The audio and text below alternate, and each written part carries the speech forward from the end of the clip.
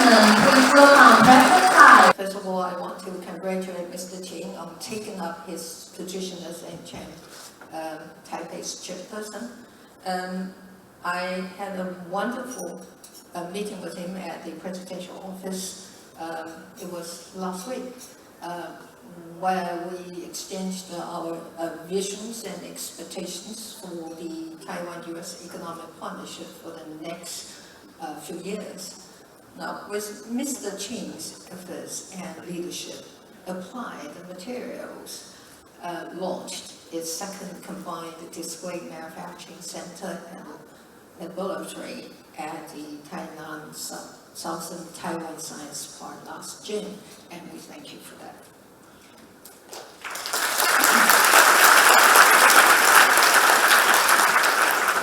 Tonight, I feel very happy and grateful for our ability to gather here.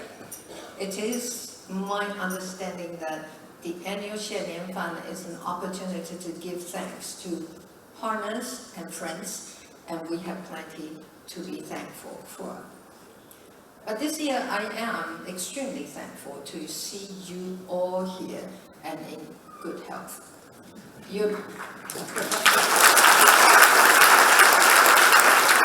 I'm also happy to see that your businesses continue to operate in Taiwan and you are able to work at the office.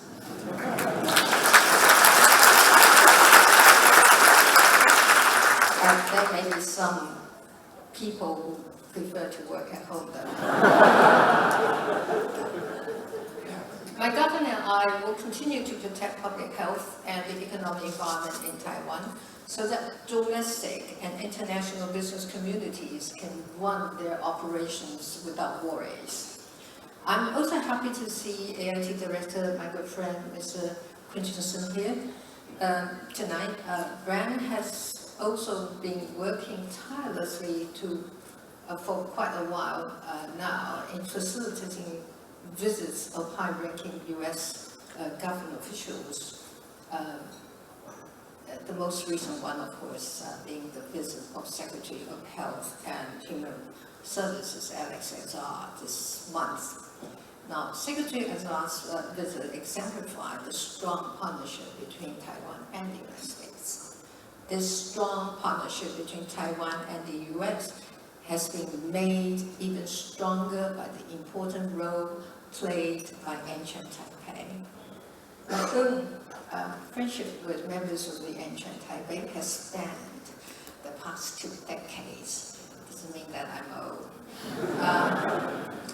This relationship was built when I was a trade negotiator, a minister, a vice premier, and chairperson of the opposition, and as president of Taiwan. Your organization is the link between Taiwan and the American businesses. I want to take this opportunity to thank NCHAN Taipei for recognizing our pandemic prevention efforts and for presenting us with many very useful economic and trade policy recommendations in the annual Taiwan White Paper published in June.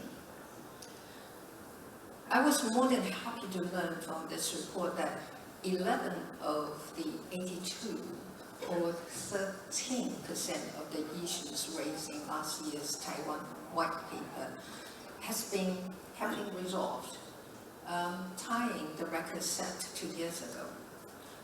I'm also very interested in the new additional chapter of the White Paper, focusing on developing talent and cultivating a more internationalized workforce. I am pleased to know that NCHAN Taipei is a partner of this Talent Circulation Alliance launched by AIT last year. All these efforts will help Taiwan become a critical force in and an asset to the global economy and the U.S. most reliable partner in Asia as we face the realignment of global supply chains. I was even more delighted to read in your business climate survey this year that most member companies of NCHAN Taipei that is 70.6%, showed increased optimism about Taiwan's economic outlook in the next 3 years, and that the U.S.-China trade dispute has had a mainly positive impact on Taiwan's economy and has not had a large negative effect on your businesses. This is a demonstration of Taiwan's economic resilience amidst the uncertain time we find ourselves in. Recent data shows that Taiwan's economy has held up well amidst the coronavirus outbreak.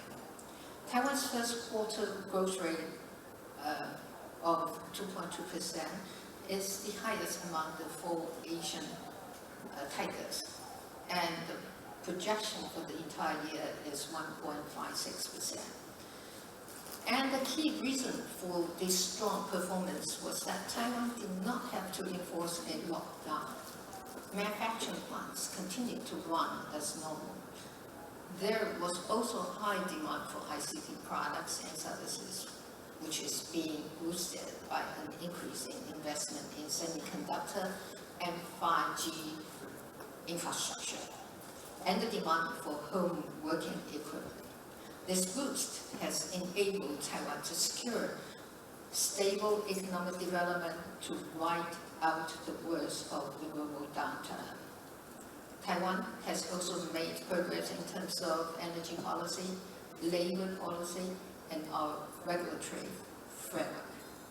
On regulation, we have increased the period for public comments to 60 days since 2016. More than 70% of all regulations now fall under this period, and we will continue to find ways to reduce unnecessary regulations while upholding the principle of transparency and accountability.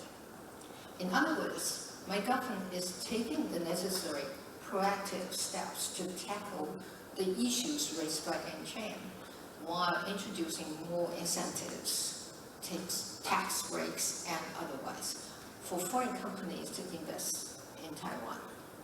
The partnership between Taiwan and the United States goes back more than 70 years, and for the past few decades, the unyielding friendship between Taiwan and the United States has also served as a cornerstone for peace and stability in the Indo-Pacific region. This partnership was made even stronger as Taiwan and the United States are faced with the challenges of the pandemic and authoritarian influences. The joint statement on a partnership against coronavirus set the tone for our sharing of medical resources and collaboration in developing life-saving vaccines. Our partnership was then further solidified by the signing of an MOU on health cooperation to expand cooperation on global health security, infectious disease control, and vaccine development. As Secretary Azar said during the signing, this formalized the more than 2 decades of collaboration between the health ministries of both sides. And in addition to health cooperation, the Taiwan External Trade Development Council also launched the Taiwan-US Business Alliance. This close partnership between Taiwan and the United States has also given us the opportunity to advocate for further cooperation in the form of a bilateral trade agreement. Such an agreement would allow Taiwan and the United States to capitalize on the complementary nature of our industries, enhance our bilateral economic and trade exchanges, and create even more business opportunities that would ultimately benefit both countries. I know the members of NCHAN Taipei have been following the progress of a ETA between Taiwan and the United States very closely.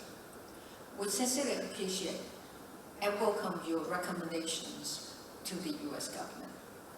A strong, consistent, and stable partnership between Taiwan and the United States is not only beneficial to both sides, it also contributes to the maintenance of the prosperous, free, and open Indo-Pacific region.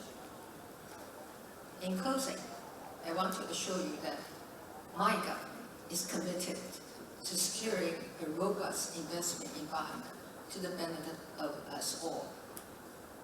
We look forward to working continuously with the U.S. government and ancient Taipei to facilitate our mutual interests through our shared values. 2020 has been a year of challenges. Even though we have entered into uncharted waters, we have persevered. Taiwan is precious and unique. It needs your continued support. I can assure you, you will find an unwavering partner, a friend who is dedicated and capable in contributing to the prosperity of both our countries and the Indo-Pacific region. Finally, let me say this. It is so wonderful to be here tonight and to see you all. Thank you, Ancient Taipei, for your invitation and warm welcome. Thank you again, and have a wonderful evening.